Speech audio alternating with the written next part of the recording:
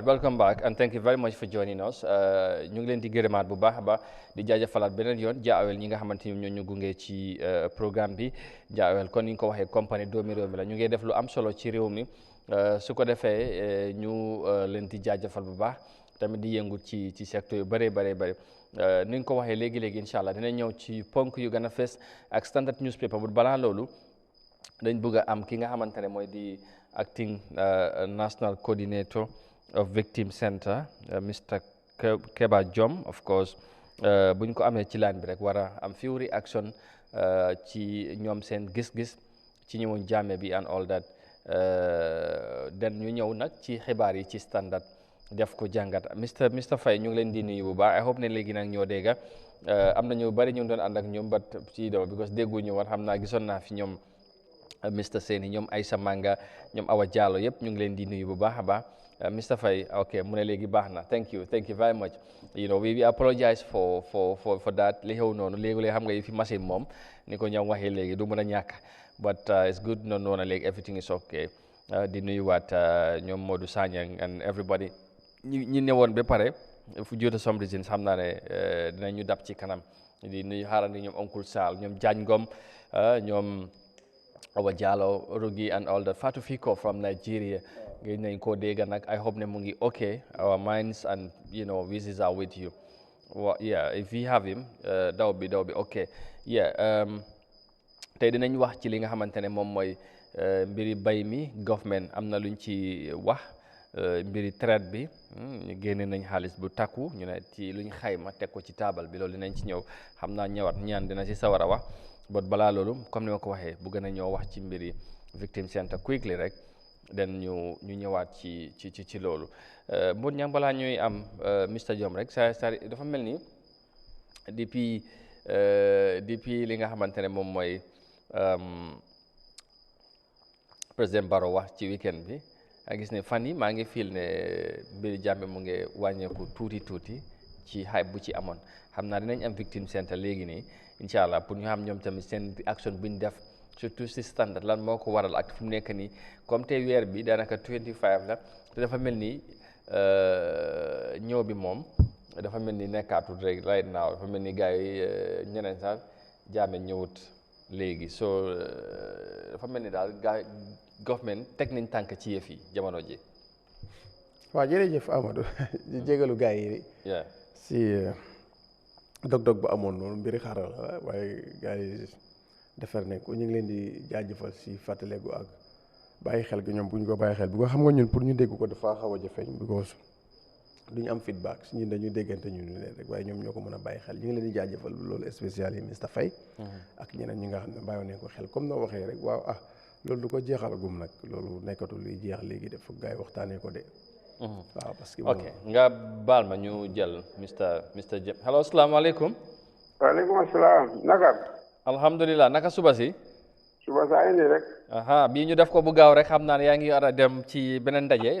dama am meeting 10 o'clock exactly waaw su ko defee quickly rek ñuy sant la di gërëm di fàttale ñu ngi waxtaan ak Mr. Keba Jom moom moo nekk di acting national coordinator Victim Center ñi nga xamante ne dañ am loraange wala jafe-jafe ci jamono nguuri former président Jammeh te jamono ji gis ngeen coow li bari ne ñu bari ñu ngi wax ne wala président Barrow président Jammeh of course dafa déclaré woon ne last month ne weer bii nii balaa moo dee dana ñëpp ci Gambia ngeen def ci réaction bi ngeen déggee kàddu yi yéen naka ngeen ko déggee in the first place ma commencé foofu. waaw jërëjëf Kanté jërëjëf Eyeafrica TV. kontaan nañ lool ci li ngeen ma invite pour ma wax ci programme yi bu booleel Africa bi tey. waaw actually I'm now the national coordinator. I'm confirmed as the national coordinator. Yes, so biñ déggee bis Yahya Jammeh dafa ñëw at first we were concerned because it may cause some instability in the country.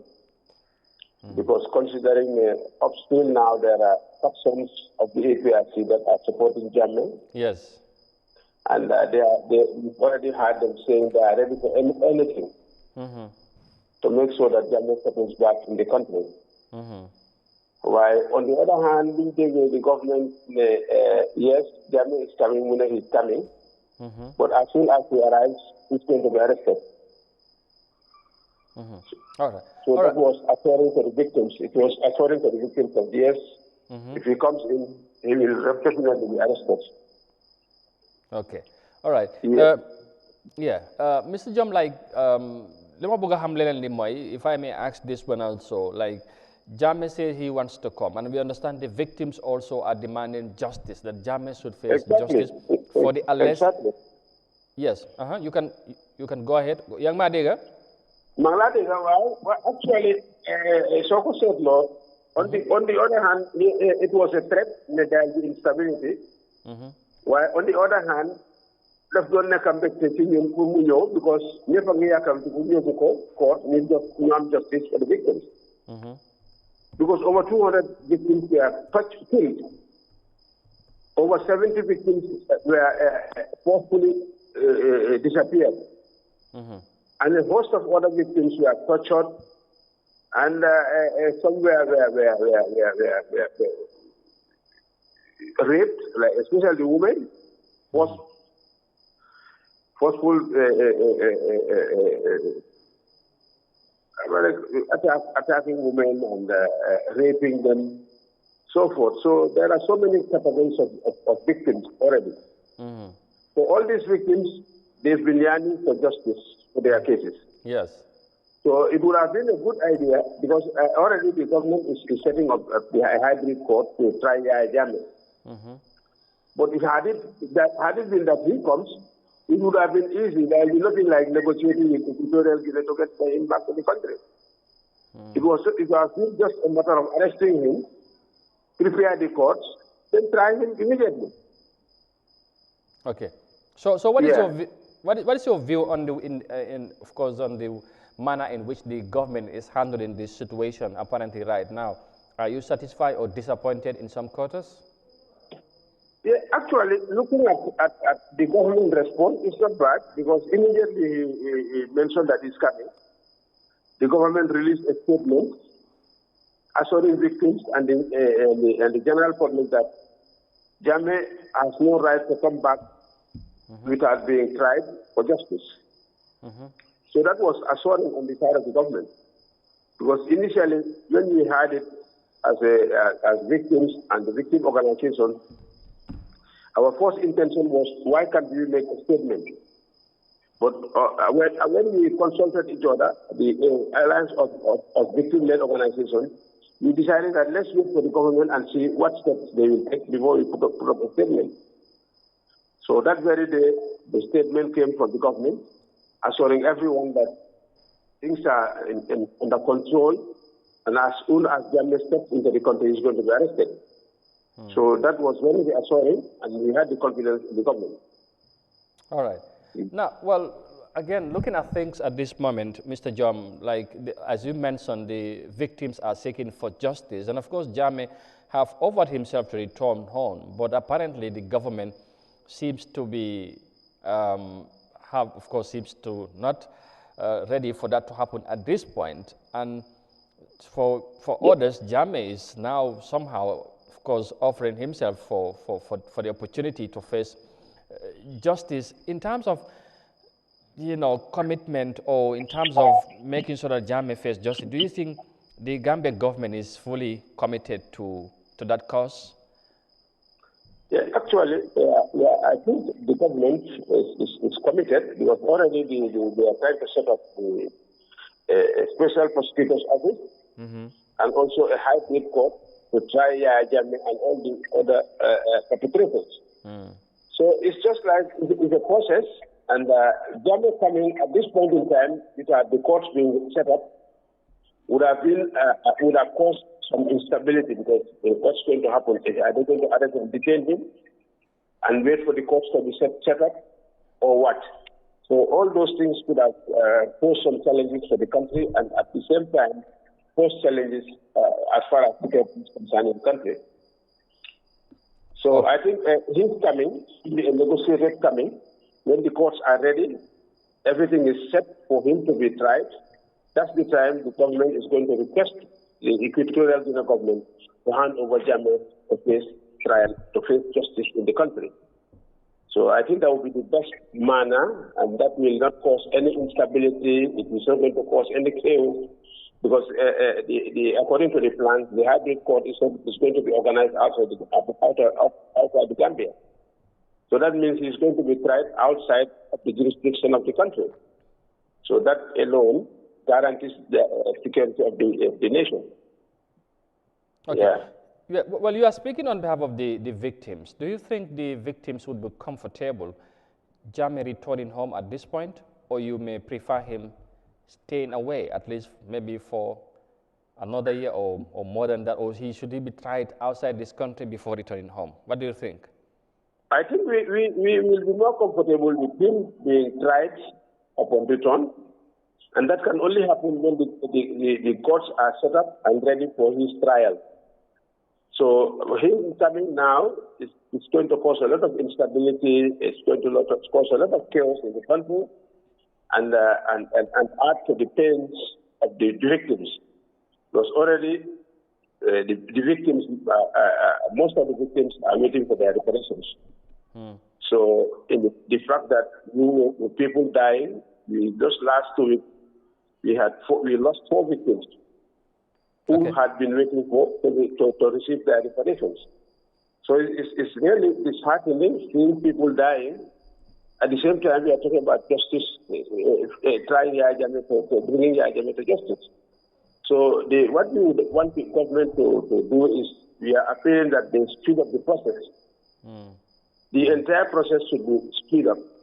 The reparations, the setting of the courts to try the perpetrators.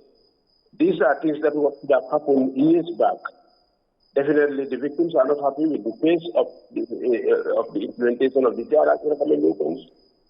And the fact that Yahya Jammeh is still lingering somewhere, and most of the perpetrators are lingering outside of the country. Some of them are even within the country.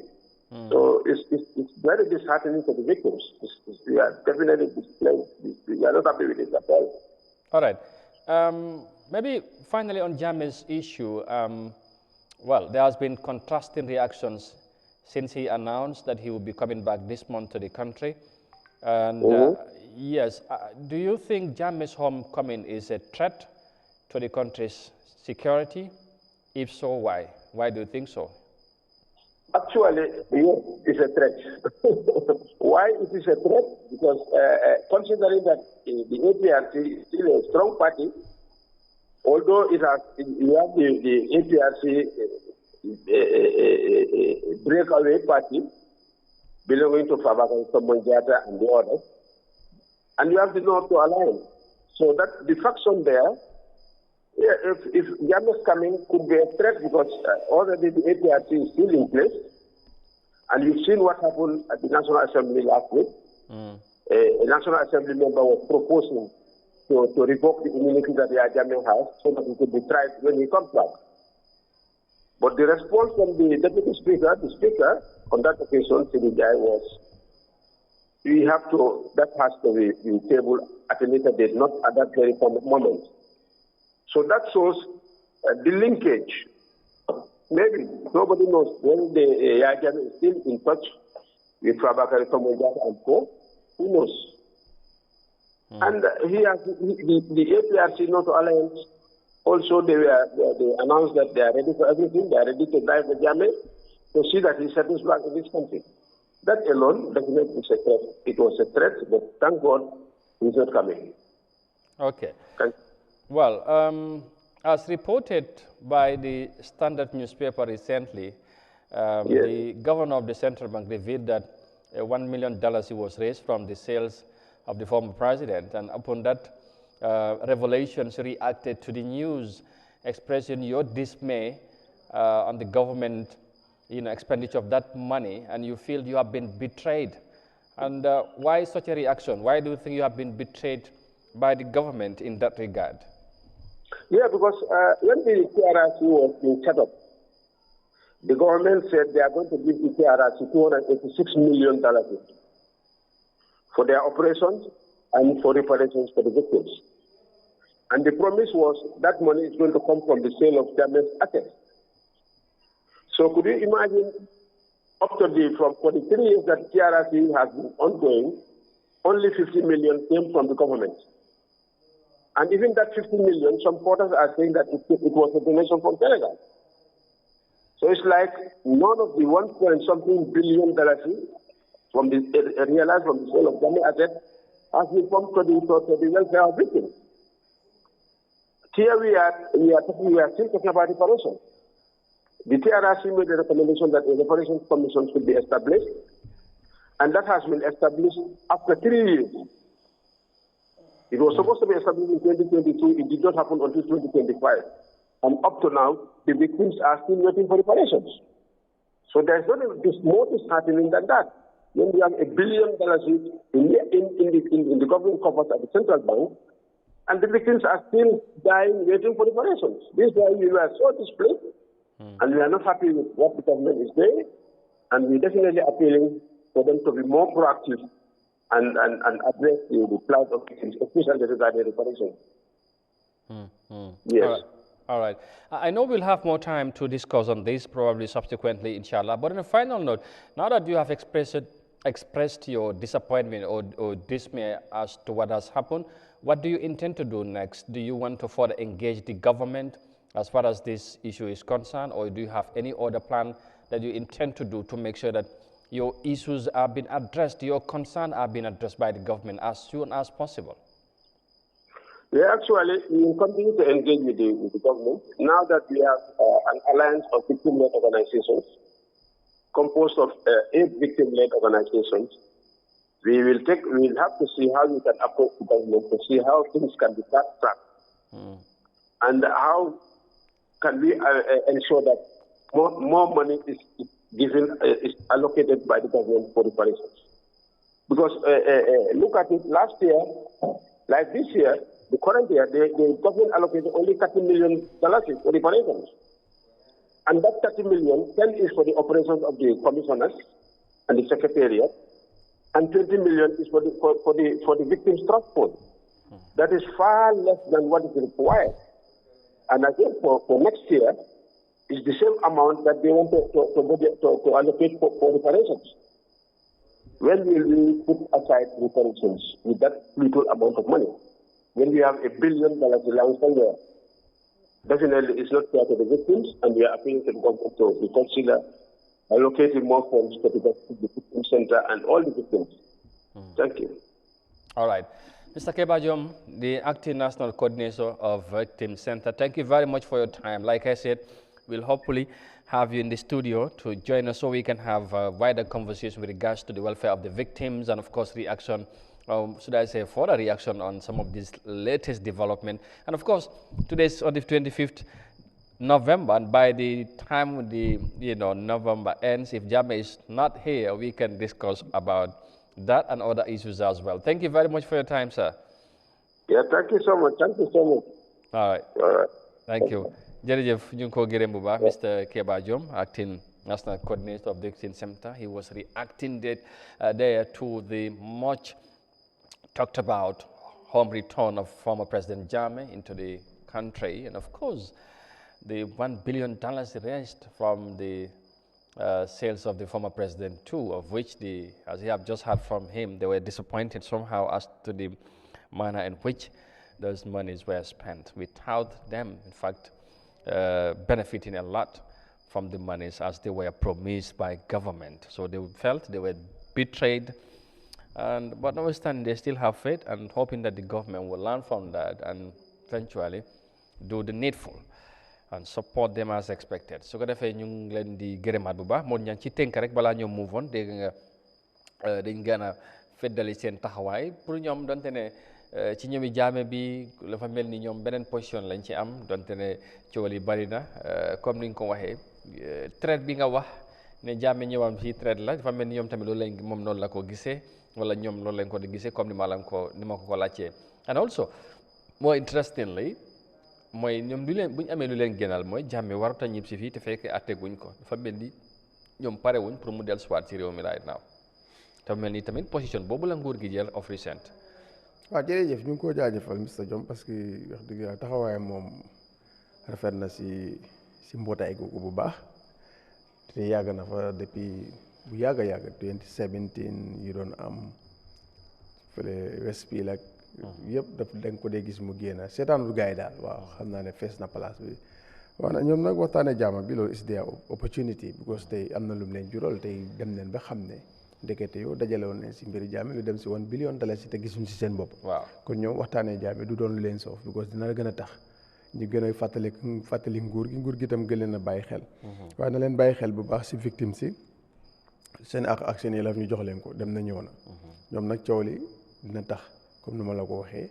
ñu gën a mun a wax les fi ñu toll si mbir yi li leen nguur defalu ak li mu leen defal ak li mu leen war a defal parce que nguur su loolu tëddee rek daanaka daf dee fàtte gars yi waaye nag gën a jox gars yi seen cër ñi si war a dem faju nañ continuer di dem di faju ñi war a am ndàmpaay nañ leen jox ndàmpaay parce que loolu rek moo fa sës parce que amul benn victime bu fa nekk ku nga xam ne ni li nga ñàkk mun nañ laa jox lu la ko mun a fay spécial ñu ñàkkale ay bakkan soo dafa métti trop ba itam ñi nga xam ne bàyyi woon nañ fi ay doom seen doom yi màgg nañ léegi because depuis boobu ba léegi màgg nañ trop su ko defee ñu bàyyi xel ñooñu te ñenn ñi jàng nañ ba wàcca ñu dem dontale ku nekk yelloo na ko waaye ñoom itam yelloo nañ ko su ko defee ñoom itam ñu bàyyi leen xel jël seen doom yooyu liggéey ñu mun a taxaw seen waajur yi parce que am na ñu nga xam ne ni doom yi ndaw la leen seen bàyyee woon génne àddina sa ñooñu jàng neen fi ba wàcc soo ñooñu tam nguur bàyyi xel ñooñu so dafa am solo dina am solo loolu tam ñu bàyyi ko xel bu baax a baax suñ ko defee rek dina baax parce que ñoom kenn mënu leen a fàtte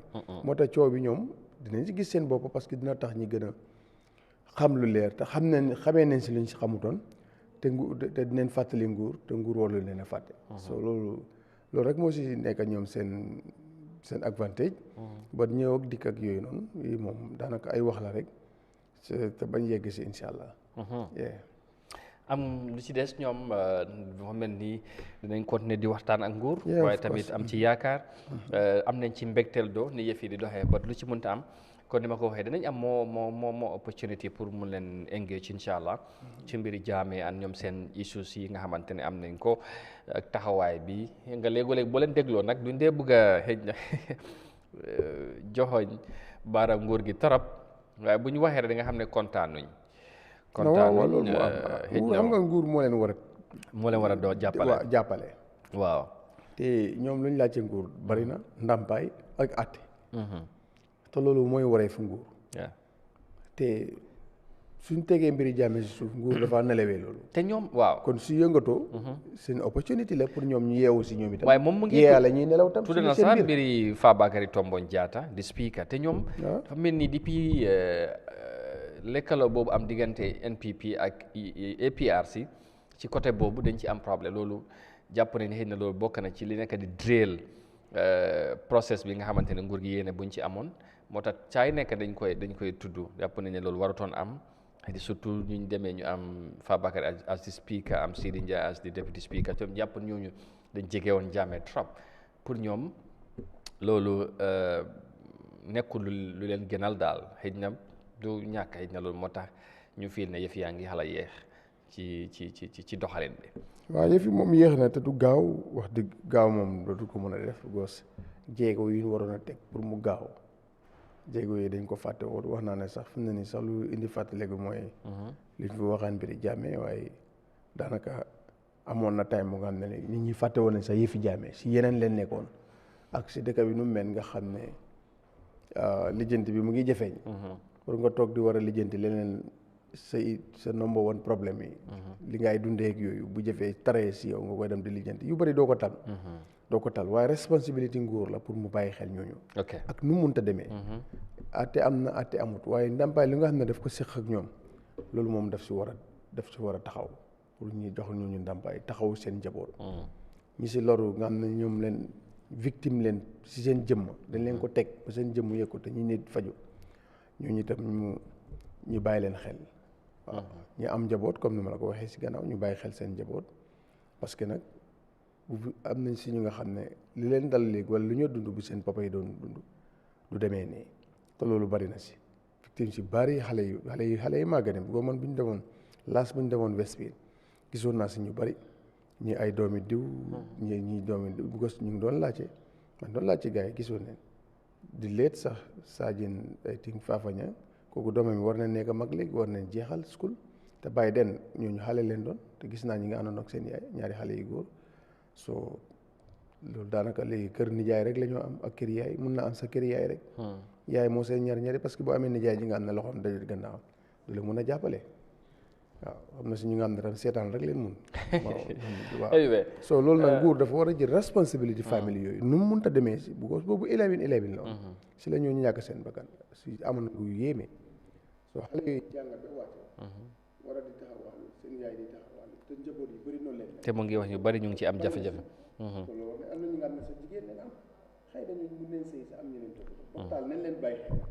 daal la maag bi foofu nañ leen bàyyi xel bu baax te dañ leen war a bàyyi xel pour ñu mun a taxawu seen boppa mun a jël seen responsabilité seen waajur mun a doon leneen si réew mi jàppale waaw jërëjëf su ko defee xam naa ne foofu la ñoo yemale mbir moomu leen su ko defee lu des danañ ci ñëwaat kon ni ma ko waxee ci yeneen édition di leen jaajëfalaat bu baax di leen nuyu sa jarbaat de am na li may laaj de waaye balaa may tontu day xanaa dama sawarut wala lu xew wala dafa am lu manqué. ah sa ndéew bi de yaa ngi ko teg na lekkaguloo ko de am na. yow dafa mel ni am na kon de. sa mburu baa ngi ne le man maa ngi koo gis nii yaa ngi ko teg na le. moo tax sa jarbaat lekkaguloo ko mu ne xanaa ndéewoogu ma tey. jarbaat dafa expérience xam na lu xew lu. waaw place baa ngi ne. kon dafa feeñ nii. xam naa daal sa ndéew baa ngi ne la tegee moom. yow daal anyway. Adja amul problème gis naa yow sa nijaay. jarbaat wax na dëgg de. suma toomaa ngi nii de. anyway ñu dem ak standard newspaper. Adja ñang mu ne ndéewaguma waaye moom ndéewoo na ba pare moo tax mu maa wax xadi ñu dem ak standard newspaper quickly ñëw ci seen xibaar yi very interesting headlines gis ngeen nga mu ngi noonu mbiri Jammeh ba léegi boo ko waxewul ci beneen côté bi foog mu bokk ci xibaar yi ndax ñu ngi gëstu mbiri nuñ jaayee alal bi nga xamante ne neen moom moo ko moom nguur teg ci loxo mooy mbiri jaane commission beeg yooyu former justice minister bi nag moom démb def na testimony bu mujj ci loolu la ñu standard indi ñu ne Tambadou explains fate of Jammeh properties claimed by third parties loolu mu ngi ci xibaar yi beneen bi mooy NAMS approved $50 million for Meet the People tour. Defected Bondali Nam tells constituents Jammeh will never come back. And government, this is a good news for the farmers. Government secures $2 billion to postage granules. Government explains oil spill in Banjul. Saudi Arabia, Gambia sign historic sports cooperation agreement. I only hope stadium bokk na ci nañu dimbale waaye ñu am stadium. Bilbao win Serekunda West APS Wallet knockout final. So those are the headlines on the Standard newspaper today, Tuesday the 25th of November 2025. Very interesting headlines. Tàmbali rek ci tënk ci former justice minister Bah Tambadou démb def na of course testimony bu mujj ci mbiri of course li aju ci mbiri alay former président Jammeh ñu ngi ko jaayee ak doxalin bu ci am moom démb daal ci special select committee bi nga xamante ne National Assembly ñu ngi ko taxawal ci delluwaat ne si seen kanam pour daal di mottali li nga xamante ne mooy testimony bu mu doon def député yi daal di nañ xayma wala approve ci li nga xamante ne mooy $50 million yi nga xamante ne Meet the People Tour 2026 dépense bi nangutoo nañ ne $50 million la ni ki déwén incha allah dinañ ci dellusiwaat incha allah defected Bondali Nam mooy ki nga xamante ne ku soppi mun naa wax ne soppi taxawaay wala daal ku moom nekkoon APRC jamono ji mu ngi MPP mooy sa député bi sa jabar waaw ko du Bondal de Brefet foo ñu Brefet ñoom kon ñoom ñoo mistake is foo ñu Brefet Bondali is Tumani I think waaw No, Tumanisa is Bondale, I think. Wow, Bondale. Yeah. Wow, kii daal ñu ne Ami is Brefet. Fonyi Brefet. Waaw. Doon bloc Badiana area. de Bondale lañ fa dem Dembaan yooyu. waaw moom daaw nee na Somita. wax na ay waa goxam ne Jammeh du fi musa ñëwaat. Never. waaw teg na si ne su président Barrow bàyyiwul loxoom. waaw xëy na headline bi léegi leneen ngeen mun ci bis. xëy na dañ fa war na yokk unless or if. bu leen ñu xam. beneen bi mooy nguur gi dal dinañ sikio mooy dal dinañ liggante am $2 billion pour jënd gerte gi ren waaw fexe nañ ba liggante xaalis boobu. mu ngi tegee wala. ndax teg na wala tegeegut. loolu leeragul waaye li leer mooy. ni ko headline bi lijjanti leen wax de. waaw fexe nañ bu ñu doon am neen. bu ñu doon am neen $2 billion yi tegee waaye dinañ lijjanti $2 billion yi tegee lijjanti de moom pare amagul de. waaw bu ñu doon am neen $2 billion yi tegee pour jënd gerte gi moo gën a wér daal ñu ngi lijjanti $2 billion yi tegee. yow sax yaa ngi lijjanti lu bari. waaw te nañ ñu wax lu leer rek. bu fekkee ne mën naa am si bindin bi la wala si bindin bi la wala si lifin bi de. waaye c'est man daal lu ma bëggoon a dégg. ñu ngi teg $2 billion angale ko doo. abe tabulo kang laari. buñ ko liggantee kay. ba nga tiyo bee sang. buñ ko liggantee ba mu am kay mooy liggante nañ because mooy am nañ ne ku sax liggante de mooy am nañ. ok loolu laa bëgg a dégg parce que bu ñu neen lijjanti $2 billion. waaw léegi yaa nga mun ngaa am mun ngaa ñàkk waaye su ne am nañ $2 billion yu tegee pour jënd gerte. man maa ko waxee xëy na waxin bi moo. correctoon soo du ko waaw léegi leer na. am nañ $2 billion. loo si kii moom mooy am nga. xam nga daañu ñu wax am nañ billion pour jënd gerte gi am nañ xaalis bu doy pour jënd. waaw xam nga last year foog naa 1.5 billion. so ñu doon am nañ léegi yokk nañ ci $500 million mu nekk $2 billion. loolu jàpp nañ ne comme ren gerte gi bari na kaar fa macha allah. yàlla nañ ko muuroo. foog ñu yokk dépense bi. léegi nag lu des mooy njëg li boo dinañ ci ñëwaat. njëg li daal nañ ko yokk rek ba pare. beneen bi mooy nguur lu ñu wax nañ ko def. waaw nguur gi mooy leeral na ci diw bu senn ci géej bi ci Banjul xëy na loolu moo ko waral ak yooyu. Gambia ak Saudi Arabia nangutoo nañ ci nangutoo bu am solo ci li aju ci wàllum sport ci nuñ ko waxee. coopération pour ñu lekkalante ci côté boobu beneen bi mooy Serekunda West seen nawetaan bi ak yooyu so ñu ngi congratulate Bilbao wii na si seen knockout final bi. Bilbao fan Spain. xaw ma bii moom bu Serekunda West la de. suma gars yi tam booy nañ jël suñ dëkk yi booy ñu tuddee ko suñ club si daf si dee baax de. bu dee Fajikunda Bajankoto sax mën ay agri abu ko xaar yàlla abu ko Bajankoto yooyu yëpp. ok yes because Bilbao if you go to Spain Bilbao mu ngi fa.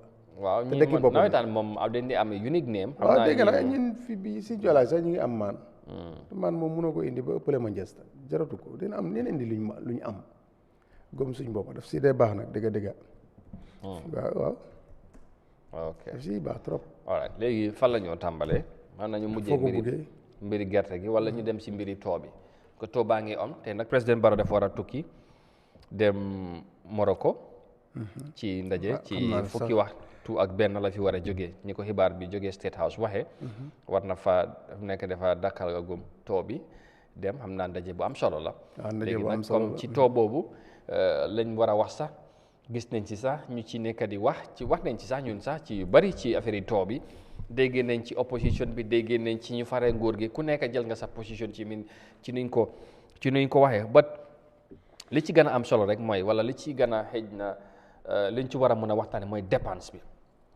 bi ni ñu koy dépense parce que li too bi yes it's a constitutional requirement loi moo ko santaane président Barrow di ko respecte di ko defee loolu ñëpp daf ko nangu nañ dafa war a am parce que ñi ko fal daf leen war a dem nemmeeku leen parce que ñëpp duñ mën a ñëw ci moom xëj na moo tax loi bi create that opportunity pour moom mu ñëw mu déggee ci ñoom at ba at lu mu néew benn yoon mu koo def waaye defin bi ak luñ cee dépense est-ce que jar na ko loolu mooy mbir mi waaye léegi leneen lañ cee dégg moo ñam man sax bu ma gisee approval bi ma ne fine 50 million from 6 million in 2017 18 foog naa ba 19 6 million 6 so diggante boobu yokk nañ ko ba léegi mu ngi 2026 mu war a nekk 50 million all right si liñ xayma waaw loolu laa wax. xam nga am na léegi nag am na fi gan mu waaw ñëw. foofu kay man foofu laay jëm si. ñëw di la wax ne boo natee 50. waaw man nag daanaka 25 dana si tegewaat au tat. exactly léegi man foofu mooy suma problème du moom moo ko njëkk a wax député taxaw na ci pencu ndaw réew mi wax ko. of course. te amul kenn ku ko weddi man loolu mooy suma problème man dama wax ne buñ approuvé certain amount nañ fexe ñu dépense loo waaye léegi bu fekkee ne am na ñi nga xamante ne wala ku mel ni benn député ak suñ naataango toog na fi flex ñu ngi ko nuyu by the way mu teg figure yi nii from 2017 ba 20 waaw 17 waaw 18 non fan naa 18 la amut waaw mu ne 18 la amut xaw non xam nga 2017 la amut waaw 17 la amut waaw 18 amoon na ba 2024 18 moom ay confirm gis naa vidéo bi luñ ci approuve ak lu ñu wax ne loolu lañ ci dépense lépp def dee waroo buñ approuvé 25 daanaka lu ëpp dafay jege 50 buñ approuvé 30 mooy dafay ëpp loolu waaye lan mooy problème bi. yow léegi dem nañ kees bu nga xam ne ni ñuy approuve xamuñ fu mu ne. waaw askan bi xamuñ fu mu ne kuñ ko approuvé moo xam ku ne ak ñooñam te mun neen indi te kenn du wax fu mu jógee. waaye loolu kay lii yoonal la rek te ñëw dañuy sonal ak dem ci National Assembly di xëyma rek waaye su matut fa ñëw tibaat sa sax xama rek dolli si fa ñoo dem jëliwaat ko fa loolu amul sa wax ju bari. anyway xam naa ne su ma doon député dañ koy génnee. su ma nekkoon si penc ndaw yi rek dinaa dugal logo pour ñu génnee make the people talk because amut njëriñ si askan bi politicien la gën a amal njëriñ and I know government bi fi ñëw di nga ko profité di nga si bénéfice. waaye am na ñu wax bu ñu ñëwee danañ ceeñ ni ñu koy defee. parce que ñoom non loolu yëpp sax góob ma ko sax man unless ñu gis ko because li problème bi politicien ñu bëri li ñu laa wax bu ñu accès yàgg naa laa wax na la ne 1997 constitution. président bu fi agsi soo bësut sa bakkan dëgg doo ko fi génnee bu gos àndandoor bu neex la waxoon naa la ko fi mën na la draft yi ñooy indi 2020 draft baro draft yooyu yëpp ñu doon indi wax naa la ne ma ne bu neexee yàlla 1997 la ñu ànd dem élection. waaw wax yow loolu moom yàgg nga ko. àndandoor bu neex la si ku amee réew. people meet tootam is a big opportunity si first round campaign. every year am nga sa first round campaign. am na ko ma call sax di ma laajte loolu. loolu bu ko si lii amul mu ne ma luy président bi def nii ndax luwaa bi moo ko wax wala naka la parce que moom mënut a understand dafa mel ni. non lii campagne la. ma ne ko ne non lii du campagne lii de luwaa bi. non amul luwaa bi moo ko santaane. luwaa bi santaane wu ko nii de. non defin bi waaye luwaa bi moo. waaw léegi nag léegi de. moo tax ñun yëpp ñu koy. défensal midin yu nga xam ne nii ku ne di ci teg. midin yu nga xam ne nii dem yekk fa nit lu mel ni xamee ay xas ay alkaali xas ay chief traité ay chief waaye loolu taxu doon ñuy wax. waaye dañ ci de wax tamit développement. yan amul. yoon yi ñu war a defal yoon yi ñu defal. courant buñ indi ndox buñ provide. you know because yooyu te sax dégg naa sax. ku mel ni Amat Badi Essa Fall kay Essa Damfa wax na ko fi ma dégg tamit Amat Ba ministre di ko wax li ko lim gën a bàyyi xel ci taw bi mooy nit ñi luñ doon jàmbat yu bari ci mbiri ndox yoon courant loolu wàññeeku na bu baax a baax. that's right loolu ci taw bi loolu. xëy na ndox sax parce que ndox moom boo demee ba léegi si dëkk yi ñu ngi am problème. waaw ndox moom des na xam naa ne moom des nañ see jublu ñoom. parce que yàlla def na nag am na ay mbootaay yi fi nekk am na ay mbootaay yi fi nekk yoo xam ne ñi ngay defal askan bi seen ay bool ñeneen ñi mun nañ seen bopp ñeneen communauté si ñi ngay defal seen bopp bool ndox moom dëgg-dëgg nguur gi bu si jàppee comme nu ñu jàppee électricité te ndox mu war a jàpp mooy ndox mu ñoo bayee ndox mu neex mu ñoo bayee loolu war na sa jàpp bu baax. loolu moom am na ci réew mi wante Amadou soo ko cegee tey di lu tax ñi indi people mi too. indi people too waaw te soo ko cegee right now. mu nga wax ne 97% bi 3% bi rek nga see dégg waaye 97% bi is politique. waaw politique nag du ci mën a ñàkk. parce que ay politiciens war na see mën a ñàkk luñ ne constitution moo ko joxe. non waaye politicien moo jóg ànd ay politiciens. non soo moo tax nag. président Barrow moom moo tax National Assembly dañ ko waroon a génne ñu bàyyi gars yi ñi def seen politique rek parce que lii doo mën a wax ne c'est constitutional requirement ba pare yow nga jëfandikoo wuloo ko ni mu ko war a demee. nan la war a demee demin bi mooy fexe dajaloo. yow amoon ndiiraan gii nii 50 million bi am na fa mu xaj ndiiraan gii nga ànd ak.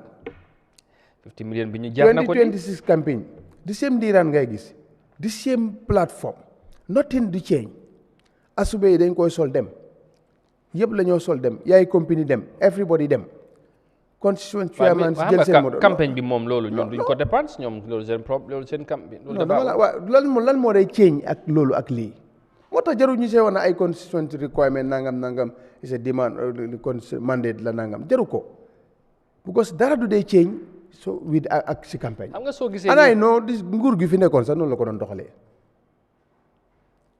ko doon doxalee béré bi la ñoo dem Yahya Jammeh lu mu doon yàq nit ñi ñëpp daanaka si people mi tool la doon amee yéen nangam fii tam loolu moo fi nekk ñii nangam du ngeen nangam waaw loolu waaye def final li constitution lu mu santaane am na training bu mu seen dina nii leen koo defee ne la leen koo defee ndax leen lañu waaye te loo xam ne utewul dara ak meeting rally boo defal sa bopp utewul dara ak campagne lifin meeting waaw my friend nag kon léegi nag jaratul ñu see def suñu xaalis nañ ko bàyyi noonu rek it's a big opportunity si nguur gu fi nekk pour nga def ko really because dinañ la defal lu nga waroon defal sa bopp si sa parti bi lu nga waroon a def xam nga ba dee campagne nguur yi ka parti bee ko defal boppam so bii nag parti bi ak li ngay wax ak yow sa bopp daanaka 97% bi si yow la gën a jublu den si askan bi because si yow nu mu jubloo si yow mooy ne yaa ngi gën a dëgëra pour askan bi gëm la bàyyi la fi message boobu moo fa gën a bëri den liñ leen waxoon def nañ ko pare nañ pour defal leen lii leen si toll lii leen si def wel waxuma ne nag dara nekkut amul de loolu moom kenn ñi moo ko si réew mi waaw léegi waaw na amul man léegi suma léegi balaa ñoom move on mais bi ci affaire yi fooñi naam bi approve nañ 50 million next year election year ni ko flex waxee woon fii 2021 lañ gënoon na dépense meet the people to 2026 is another election year foog nga ne ci xayma lan nga foog ñaata nga foog ne xëy na loolu lañ war a mën a dépense lu ëpp li nga xamante ne loolu lañ te bii sax mooy ëpp de parce que wax naa la ne it's a first round campaign meet the people to 2026 waaw moo tax ma ne dépense te xoolal gars yi fu ñu ko yóbbu nag bàyyi rek fu ñu ko yóbbu mel ni month after campagne bi dafaa ñëwaat pour ñu jaaraat fu ñu jaaroon mais bi bayaat bi mu mokk bii dinañ ko teel a def xam nga bii novembre mais bi ay octobre lañ ko def wala septembre ifin doo dafaa nekk first round campagne so da ngaa gis ne bu del siwaatee dafaa bayaat rek dafaa fu mu jaaroon la moo bayaat rek te boobu mooy gën a nag capaaxoo mooy gën a paccaxoo kon maanaam su ma la déggee ñaari campagne dafaa nekk advantage nguur gi parce que dina ci am ñaari campagne dina dem first round toogaat ñaari weer wala benn weer demaat fekk foofu moom fu lu gars yi di wax fekk nooy na fekk su demee defar gars yi bu jógee so plus nag bu opposition bi jógee waaw moo tax opposition bi tamit dañoo dem am na ñuy waajal too nag meet the people ñoom tamit dañoo dem nationwide too ñoom nationwide too leen koy fu mu nekk nii waaw fu mu nekk nii wala nañ ko tudde rek meet our people too mu jeex tak non loolu bii sax bii kay mit gars yi seen tooy bi la bii ñoom nationwide tour la ñoo def nationwide tour xëy na buñ demee loolu lañ doon def it's very good de su déggee si nguur moom people mi tour bi daf la dee arrange trop especially election year bu déwén bi yàlla nañ ko fekkee ak jàmm waaye boobu dina saf sap yàlla nañ ko fekkee ak jàmm rek boobu kay waxuma la 50 waaye téeméer sax mën na see dem because leneen mun naa génne si yeneen poste sax dem ñu moo waaye lu ñu natt nii du ko attan nag nañ waxante dëgg rek bu déwén bi moom yàlla nañ ko fekkee waaye dina saf-sap boo moytu sax mooy dàq campagne période bi xam nga campagne période fan naa 15 days la wala 18 days waaw 2 weeks daal wala ok so people mi toog bi mooy daa because time boo dafa fekk kenn génnut kenn du la account waaw so nga def ko 1 month 1.5 month nga dellu ñëwaat dóor sa campagne it's very good for the government because nag noonu la ko government bu fi jógee daan bénéfité te mu ñoom ñoo ko indi si constitution bi ñoo ko gën a dooleel nii parce que donte la Jawara mu ngi fa woon waaye ñoom boobu dañ ko fa bàyyi yokk ko si kon 1997 constitution boo dama ne always nguur gu fi nekk nguur googu like benefit opportunity dina ko jox opportunity mu dem wax ak ay farandoroom because dem wax ak ku ñu nekk because daanaka seen meeting bu nekk dina am ay wàlliyaani es yu ni am kon nag loolu nag bénéfice nguur la day nekk waaye daanaka léegi kon fi ma la ko laajtee woon mooy ñaata nga xayma nga foog ne la ñoo def ci dépense bi kon bu ñu waxee 50 pour 2026 dégg la mën na ne téeméer bi sax mën naay mat parce que boobu dafay ute bi ba bokkul façon fan la ñoo jëlee xaalis fan la ñoo jëlee tamit nag booy xaalis nit ñoom moom sañuñ ko moom waaw yéen amul suñ naata nga tegalul la fi ne la dañ natt nangam bi am na bu nga xam ne 20% 25% yow increment foofu ñu ko jëlee foofu dafa jeex foofu ñoom ñoo élif foofu ñoo fa ne ñebe ne wax Sidi Keita indi lii fekkee moo fi ne ba time boobu muy indi ay waxi dafa dem ñu indi ko loolu by force la. by force de ok by force la kay. affaire am na nu mu ko doxalee. ma ne Sidi daal bu ko ne indil ay millions bu ko mu teg ko si pick-up mu fekk gars yi base wala mu fekk leen makaati. loolu ak wax ji yaaw la. léegi mu ngi noonu. loolu yoram nekku Sidi moom dafay wax rek. député yi may ne lañ yoon mooy daal fu mu nekk nii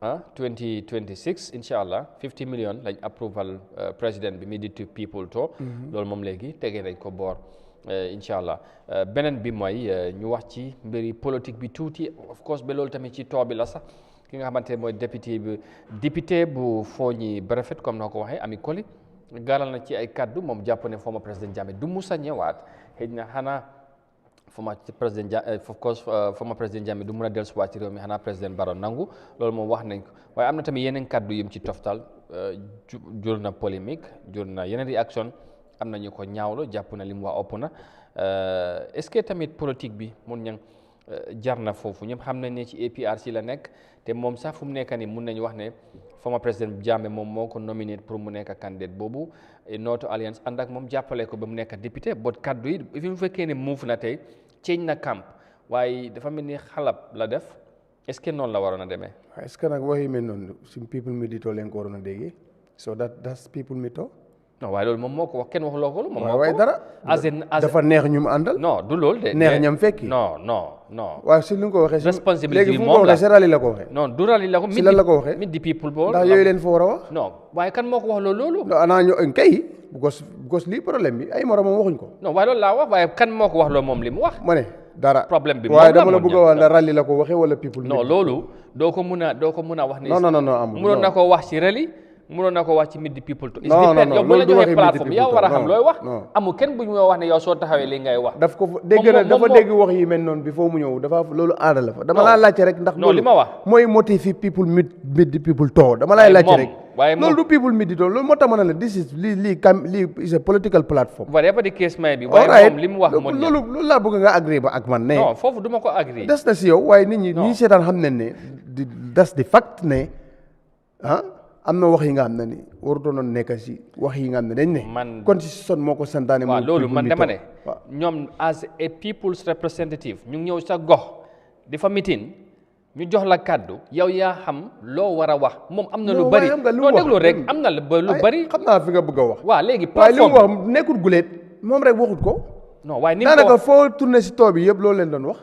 waaw non am na dama ne am na lim ci dafa mel ni foo tourné si too bi loolu leen doon wax. non du baax xanaa mu doon am na ñu nga xam ne ni xamuñ ne sax lii people mi too pour ñoom is a normal too boo xam ne ni NPP moo ko organise am telling you ay si des suñu joolaaj moom maa see député xam na ko de lan keneen mënoon naa def njumte boobu waaye du ku mel wartan mel ni waaw ay ministre ñu ngi fee wax yi nekkul waxi too non loolu laa wax people mi too fi may loo si waxee police yi ñu ngi Gambien buy ñëw bu leen wàññi waaw loolu mun naa loolu moom waaye bàyyi ma waaye amul non dama ne politique lii too la rek non dama ne comme maire bi waxoon rek si too bi li man fi may waxee kaddu yi mu wax jamale ko si former leader am foofu laa wax yooyu est-ce que jaroon na ko non wel jaroon na ko jarul ko si man si doo man du ma ko wax so foofu sax bëgguma faa sori parce que I know her very well te I wanted to bëgg naa see waxtaan ak moom moo tax bëgguma see sori bu baax waaw yee waaw parce que man xam naa ko bu baax waaw so bëgguma sori si foofu noonu parce que waaw waaye nag foog nga joxe si sa analyse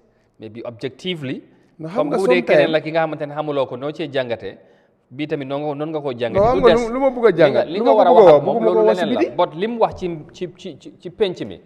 ci penc mi nga koo débat léegi yow li nga war a wax dégg loolu ma la wax bu doon man du ma waxee noonu loolu laa wax so loolu waaye nag li mu wax yow da nga xeeb loolu bu doon man du ma waxee noonu da nga xeeb loolu xeeb moo ko de waaye nag loolu laa si teg nag daa jël beneen paquet de loolu dafa yomb de gars yi xam nañ la man xam naa la waaw daa jël beneen paquet dama ne su doon man loolu rek loolu tontu bu rëy la de su doon man du ma doxalee noonu comme li mu wax waru loolu dafa ndar keppal everything li mu war a wax koo wax waru ko ni mu waxee waru koo wax non am nga wax de gars yi ñu ne dafa jooy ñu ne ko looy jooy waaw mu ne den ma wax fu ñu ma war a waxee waxuñ ma time bi ñu ma war a wax waxewuñ ma fu ñu ma war a waxee wax dafa tontoon jooy yooyu noonu bu ñu ko laajee looy jooy ne dañ ma wax te wax su ma wax te wax jotut dañ ma waxee fu ñu ma war a waxee so yooyu laa dugal rek may ma loolu rek nga daj beneen paquet suma waay ñu dem feneen it's very simple. non. Adja gis nga sa nijaay lu moo def. ak seen people mi tooy seen politique saf sàpp la.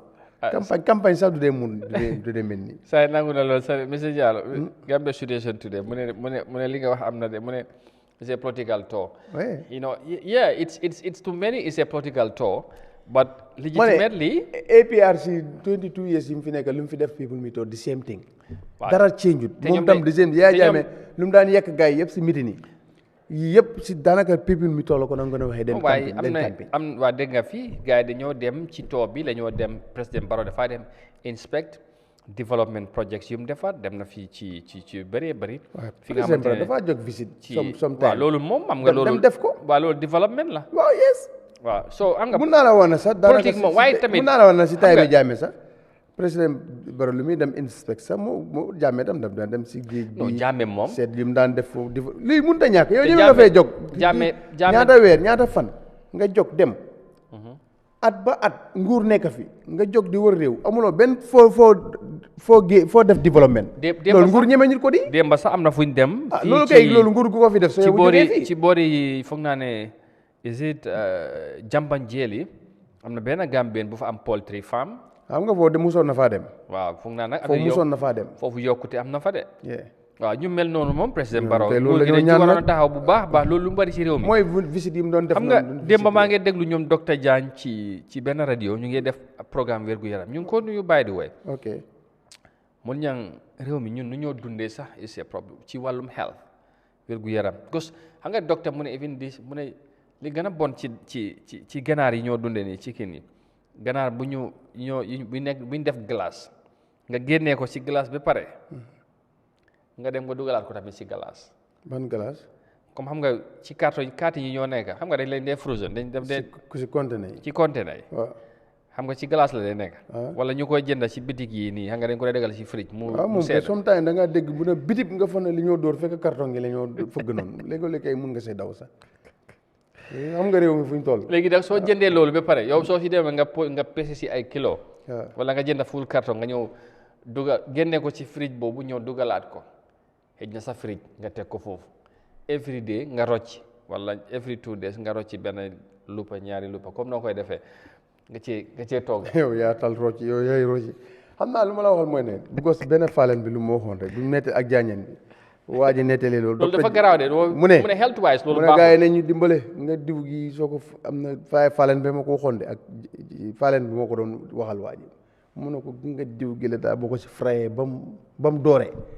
yi ñu lay wax ni yëpp ay génn kon gars yi nañ ko téye foofu réew mi fu ñu toll xam nga léegi lu war na mag xaay waaye lu mag war na xaayut jeex na takk nañ ko téye foofu rek parce que yooyu soo ko fi waxee yooyu moo fi ne ay junnee carton yi garant ñooy ñëw fii te balaa weer bi di jee mu jeex.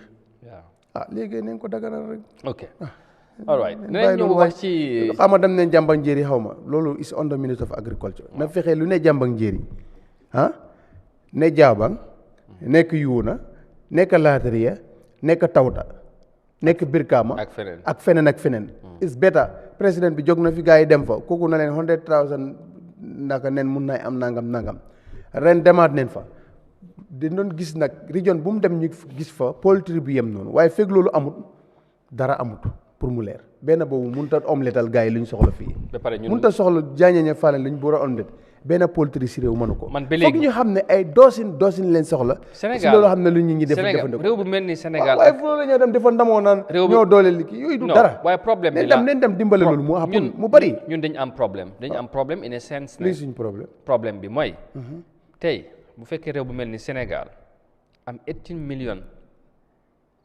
nit waaw ci xayma réew moomu dem nañ ba ñu mun a fexe bi du am ganaar yi nga xamante ne ganaar yu doy ñoo dundee ci réew bi ba duñ import benn ganaar ci biti lu mu day seen cox bi de lu ñuy de lekkale seen ganaar de lekk de loolu laa wax loolu réew bu mel ni Gambia less than 3 million people mënuñu fexe ba bañ di import chicken yi then there's a problem bu ko xam nga lu tax and it's not a miracle definitely for years munta nekk I mean what is the problem you know what is the problem it's our leaders they are not committed right yes because Amadou you foog nga am ay pexe yoo teg. it's sad. bul fekk nga ku nekk jalam ñoom dañ fekk kooku juddu taxaw kooku bu la waxoon moo dépense boppam ba agsi fu mu egsi I know mun nañ koo support but support 100 of them nga mun a am li nga bëgg tey ministre agriculture waroon naa initiate li nga xam ne daf koo teg si table bi ne fii ak 2 years bëggatuma chicken legs or chicken wings jógee ko Europe ñëw by force lii la ñoo def mu fexe ñi dem si région si yëpp boo defuñ ko fii la ñoo dem jàmbanjéri kooku nag bu ne mun naa am 100,000 nen per day ñi ndamawlu loolu du dara loolu te kooku ñoom moo taxawal boppam ñoom bañ gis ko ni tey dem na leen am na kuy liggéey fële neen fexe ba defar ku mel noonu téeméeram si réew mi léegi tey ñi stop indi ganaar. attention de Modou Ndiaye is it Mamadou Ndiaye mu ne Amadou please mu ne Amadou ok people should be honest no party will come and conduct meet the people tour without talking about politics. Of course. So he went further to say, there are serious transformation, or there is serious transformation registered in rural Gambia, and even in Combo. We don't expect development to come just in short periods of time. Let's think about our economic situation. Again, now this government is trying to support individuals to produce what we need in the Gambia. You know, well, thank you for your message. We understand that Momodu,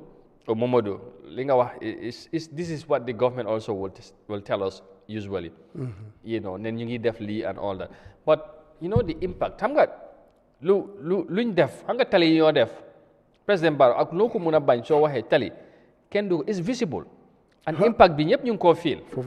Electricity if you go to rural Gambia some areas is there, it's happening. Dur fu ñoo dem diko fa pacci okay, economy bi mu nek but there are certain things surtout ci côté dundu bi luñ ci wax lu ñoo tem di wax ci lolu amut in reality some of it is not amut because yéen yi nga xam li tax amut mooy yow li ñoo dundee yu mel nii ñu ngi wane ok ñu ngi fence ay garden but lu ëpp ci lu nekk ci marché bi ay kanje ay kaane ay légumes yi nii Sénégal lay jógee te balaa nga xam ko xaaral bi weeri koor bi jegee nga seet jigéen yi xam nañ ñu dem ci marché bi tey li ngay jënd salade bu jotee ak yeneen légumes yi nii dafa yëpp dafay yokk soble everything so loolu is the fact te government moo war a fexe loolu ñi am garden yooyu ñu fexe ñu gën leen support ba tey loolu yi léegi yu mel noonu mu doon lu doy ci période boobu. man maa ngi dëkk ak garden daf dee time parce que mu ngi ay kakumba yi 40 days 45 days daf dee ñor right now si weeru koor bi moom daf dee xam su ñëwee rek commencé na ko sampa banta yooyu la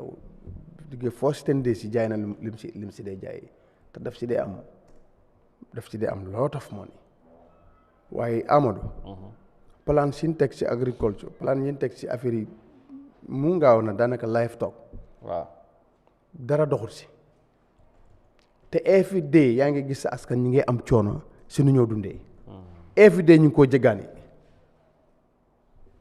yan plan la ministre of agriculture teg tey pour ñu mucc si at least njee jëli 50% xaar Sénégal seen package si la Gambie bokk seen nguur gi su jotee dafa génn ne soxla ne 1 million xar nanga 1 million boobu si la Gambie bokk pour mu leer si package boobu ñun si leen bokk fu réew si package yi jàmbur boobu ngay te ganaar sax noonu lañ koy xaymee ganaar tam si tam xaaree so noonu lañ koy xaymee ñun si package boobu leen dee bokk because su jotee tey ñaata nit ñoo fi dee jógee dem ay fii nu mu tuddaati sax mbir kelaan yooyu dem di jëndi xar di indi so every day since 65 ba léegi there is no lu tegee si table bi lu ñu mën a wàññi loolu at least 50% but mun ngaa wax ne 75% or 85% bi dañ ko jiggaani mu ñëw. waaw definitely.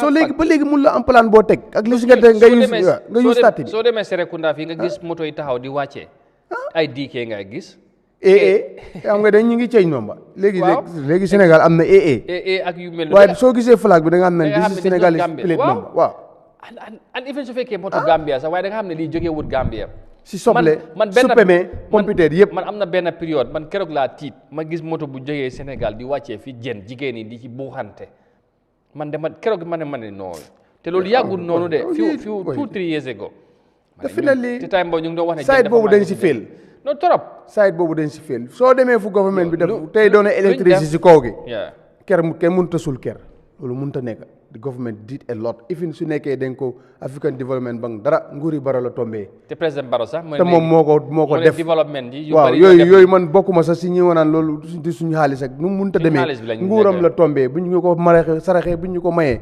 fexe nañ ñun suñu mbokk yi am nañ right now ñu bëri amuñ am na lu des waaye am nañ yoon ku ne xam na ne am na leen si def parce que man daanaka fu rëdd yoon si réew mi dem naa fa yes soo loolu kenn du ko compromise waaye li ñoo dundee depuis 65 ba léegi nguur yi fi jaar yëpp dañ si nasax te ñoom ñoo gënoon a am opportunity pour def ko parce que gis nañ problème bi food gis nañ ko xoolal léegi suma mbokk yi ñu suñu mbokk yi bayoon xaal xoolal niñ ci gisee seen boppa yow dégg da nga war a def ay area yu nga xam ne ni ñii neen dem bay si xaal te xaal bi sax lu fay yàqu tamit moo ëpp daanaka because right now koñ boo dem xaal mu non nag yi kay temps yi ñoom ñoo si gën a enjoy sa nit ñi right now area boo dem ñëpp luñ because bu fekkee ñu bari ñoo bay ñoom ñëpp ñor bi benn période dafa yaaxu du am ne ok ñii dañu war a ñoral xëj na ñu jëm sax ñu non ba loolu sax xëj na xaal bi sax su jeexee bu Sénégal bi mooy ñëw xam nga Sénégal am nañ xaal bu nga xam ne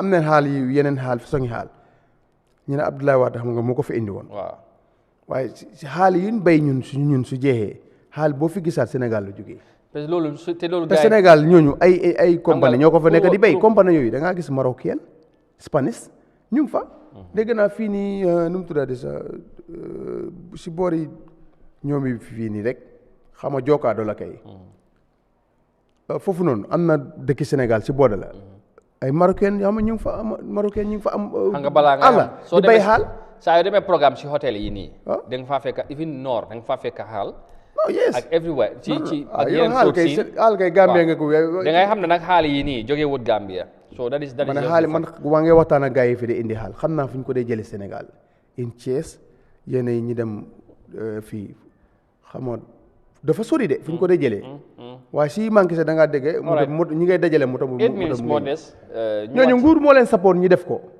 nguur moo war a support ay xale tey fi nit ki bayoon suna si gannaaw kër gi su amoon ndox nga ne ko ne fii war nga koo traité wala ñu seet àll fu yaatu nii bu ko soo demee foofu xur yi ñu ngi fa nangam waaye fii suñu yaay sax right now ni soo demoon côté kër Ardo dañ dee bay soble si xur yi waaye suñu yaay yi ñoo ko fa dee bay dañoo dem tànk ndox nii ñëw di ko rosel seen bopp demal ñaan yow sa area right now kaane bi léegi tey ñu ngi si ku ñëwut fii jënd générateur doo am machine bu la rosel no support kenn support la ñooy ñëw fii jënd tey ga générateur ak pipe te ndox moo amul xorom de yow xam nga si dara xam nga foofu nga jógee man xam naa ñi dee bay kaane jigéen ñi nga xam ne lu ñu dee am si kaane seen jëkkër yi duñ ko am si gerte si benn jaay rek soo yooyu yëpp da nga war a support seen Gambia situation very interesting comments gaa ngi react ci lu ñoo waxtaanee trop of course bu ne government talking about fencing a garden this shows their lack of vision for the future Mor Njie ñëwaat na mu ne our attitude needs to change I know people who have been given a lot of money to start a project but they misuse the money maybe but ma ne ni ku nga xam ne du baykat loolu ñoom ñoo ko def non because ñoom waxoon naa la that money given to the right person projet bi ñëw na rek nga dem indi sa benn xarit dem jox fexe jox ko projet mais bi bi 300 jël nga 50 bi already jox ko 250 bi dafa daanu xam nga Spain Gambia agreement bii nii bu am ba ñu yóbbu am na ñu waxta est-ce que yóbbu na ñu waroon a yóbbu ku mun a dem ku mun a tuuti mente sax wala ku mun a léegi sax loolu ñu moom gars yi joxoon nañu ultimatum affaire yi foog nga ut ku ko man ak ku ko bugg a def waaw ba pare mu am garantie parce que mun loo lekk xaalis projet dem tëdd rek noonu waaye ñuy amee seq projet gi ñoo koy bindul seen bopp dugal si koo xam na ni xamul nu ñoo sampee gerte xamul nu ñoo tutoo mente ba pare nga bugg kooku mu liggéey la ba pare yow 300,000 bi jëlagu nga 50 bi da ko booy bii kay moom bàyyil ma jël joxee projet si sax my friend ay njaaxum moo cee am parce que yow da ngaa jox leen fekki baykat yi yow boo demee Fuladu nga fekk ko ku mel ni Malick Boy wala identify la ku mun a liggéey boo ko joxee du ko yàq yaa ma understand nga dem Basse di same team nga dem North Bank dégg nga ifin soo ko boo waxee sa tabaromaane sa mu identified bu ko baykat la ifin ka fa nekk Papa Ndiaye chairman mu identified da nga am ñu mën a liggéey ñoo xam ne duñ ko yàq noonu ngay continuer di dem ba makaati yooyu noonu yëpp. All right, Modou Lamine Dramé mu ne Amadou, good morning Amadou, you have said it all. The issue at hand is that our government lacks a sense of purpose and a foresight when it comes to development. Kii moom Alex Melo says, but you can buy cars worth millions of dollars. Anyway, ku nekk ak ni nga ko gisee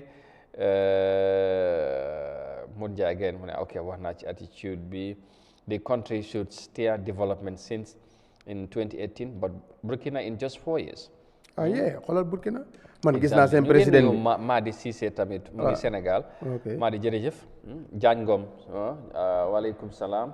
Diagne ñu ngi ko waa ñu ngi ko nga bu ñëw waxtaanee léegi rek si la dee génn nag waaw yaa ngi tooñ de si la dee génn anyway mun ña xam naa ne léegi yow soo demee gerte bi nañ ko leb léegi soo demee fu mel ni Fooñi jeex xam naa time bi jeex na ngay dégg ministre di la wax jógee ko fa di la wax ne am na garden ñu fa fen si loolu gàcce la waa kii loolu moo de loolu gàcce la Amadou fact right now ni Fooñi di dëkk bu nga xam ne ni jege Banjul less than 1 hour nga drive fa mu am àll bu nga xam ne ni di nga fi daw ba base doo gis àll bu ko mel te gis nga yow amuloo fa benn plan lu dul fen si garden te Fooñi wax naa la ne si tabax mbiri office xaj na Fooñi mun neen transform Fooñi xam nga man dama am mébéri transform bu ñoo wax nii waaw tey Fooñi fii nii rek mun naa bay li nga xamante gis nga bay bi da nga ko booy dem Fooñi rek bay bi yóbbu ko rek si boori left right side bi sooy dem nga dem digaloo Casamance bay dëkkuwaay yeneen office yi ñoo def ñu def ko affaire ay légumes yi nii side bi ndox bu sedd wéj moo fa nekk kenn waratoon xalaat loolu side bi àll bu yaatu ñi war a dem jël foofu stop dëkk yi ñu bàyyi jaay 400 by 400 ñu bàyyi jaay 500 by 500 ñu jël dëkk bi def ko bayookaay 100 hectares bi xaal 100 hectares bi gerte 100 hectares bi nangam a nangam dem indi compagnie indi Spanish yi indi Indiens yi ñu dugal ci agriculture defuñ loolu di fenn si ay garden dañuy rey ko wax ju bari fii xanaa léegi soo xoolee garden bu ko kër dundee mu jeex boo dogee sa garden salade si boo mooy du moo tax bu dee kër gu sant Jaañ Fall sa waaye léegi nag buñ ko soosee mu jeex nga maa wax fenn si garden loolu du dara léegi nguur lu rëy lay indi ñu tas àll bi fexe fa def lu dara indi Fooñi ba nga xam ne ku ne dina am mébét pour dem dëkki Fooñi comme nu Sénégal def jam ñaajo dama mel ni dama gis ku mel ni defuñ ko ku mel ni Vicente Gomez maa ngi ko nuyu bàyyi wa léegi-leen fay am na léegi-leen mu jékki rek dugga ci àll bi di doxantu di suba teel mu dem Fooñi ci yenn dëkk yi nii daf ko dee def in caméra soo gisee faro yii nii nga man dama dee waaru ma ne ndekete lii nii yëpp lii mu ngi nii toog mënuñoo xam nga ñaata women garden Fooñi leen ñoo soxla ndox mënuñ ko am loolu laa la wax man bu ñu demee si tool bi am na jigéen boo xam ne an ko link ak Rohi Malick Lo pour mu dimbale ko si garden parce que ku mooy borom boowali waaw mayoress Banjul yes Badiana mu ngi nii am nañ garden am everything but right now ni there's no fencing garden bu nga xam ne ni is almost 5 hectares ay teen leen doon gas léegi def nañ fa boowal ndox bu set wécc bu nee amul boowal bi du mus a jeex mun naa soblaay sax Badiana bot nag amul sécurité bu ko soo fa bayee bu nag yi bu ñu bayee nag yi ñu lekk ko there's no fencing soo nen dem fence foofu te ñoom time boobu dañ dee dog loolu di ko yóbbu Brikama di ko jaay gis ci seen bopp bu baax ñu ñàkkoon ndox ñu dem fa visite Eyeafrica dem fa 2 years after dara ceeñut bu ñu ko waxee Rohi Malick Lo mu dem def fa bool gars yi gis seen bopp bàyyi teeni di fa roose bot ñoom ak nag yi ay sànke yi yàqu yi leen koo fence ak malaan yi màgget and there is many village in Fooñi yu am that problem. All right. So my friend, nañu dimbale waay. li ñuy dundee moom gars yi den si laak defuñ ci dara ministre amagul ministre bu xereñ bu am ay plan yu mun a teg. ci wàllu mbéy mi loolu dafa des. ñu jeexalee ak bataaxal bi tombon Seydi Siya léegi nii. aju ci wàllum det bi nga xamante ne réew mi am na ko mooy bor bi. moom jàpp ne am na luñ ci wax li amul misinformation léegi am na lim ci binda ko bëgg a read out quickly ñu jeexale ko jotaay bi mu ne government's persistent misinformation on national debt. It is deeply concerning over the continued pattern of misinformation by senior government officials regarding the Gambia debt crisis. Recent statement by the Minister of Information, Dr. Ismaila Sifi, on Coffee Time with Peter Gomez, claiming that the country's $2.2 billion national debt is nothing. What is $2.2 billion?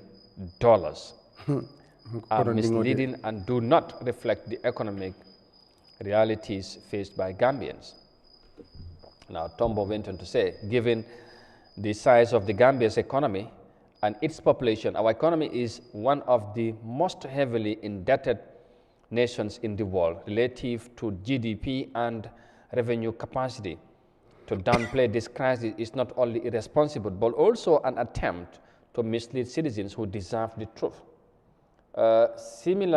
Similarly, concerning is the Minister of Finance claim that 80% of the national debt should be blamed on previous governments. This statement is demonstrably false. Now, in 2016, the Gambia's national debt stood at approximately $47 billion. Today, under President Barrow, the figure has surged to more than $110 billion. This means that the Barrow administration has borrowed more than the Jawara and Jammeh government combined.